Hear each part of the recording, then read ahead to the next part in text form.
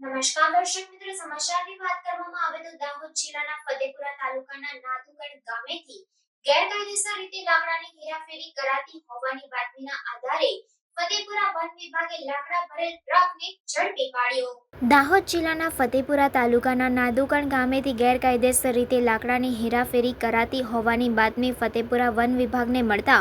One વિભાગની ટીમે watch ગોઠવી પાસ પરમિટ વગર ગેરકાયદેસર લાકડા ભરેલી ટ્રકને વન વિભાગની ટીમે ઝડપી પાડી હતી। ફતેપુરા તાલુકાના નાદુગઢ ગામેથી ગેરકાયદેસર રીતે પાસ પરમિટ વિના વૃક્ષો કાપીને ટ્રક ભરીને લઈ જવામાં આવનાર છે, જે ચોક્કસ મળેલ બાતમીના આધારે ફતેપુરા તાલુકાના નાદુગઢ ગામે ફતેપુરા વન વિભાગના કર્મચારીઓ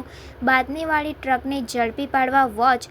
ગોઠવી હતી। વોચ દરમિયાન બાતમીવાળી ટ્રક આવતા તેને ઊભી રખાવીને પૂછપરછ કરતા અને ટ્રકમાં જોતા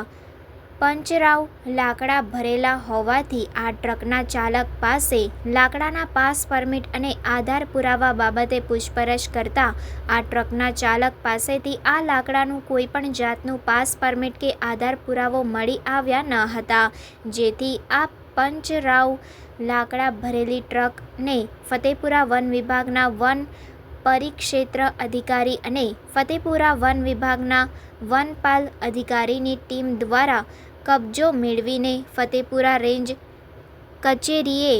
લાવીને ભારતીય વન અધિનિયમ મુજબ ગુનો નોંધી અને વન વિભાગે ટ્રક અને લાકડા મળી કુલ ₹10 લાખનો મુદ્દામાલ જપ્ત કરી લાકડા ભરેલી ટ્રકને ઝાલોદ વન વિભાગની કચેરીના ડેપોમાં જમા કરાવી આગળની તપાસ શરૂ કરી છે।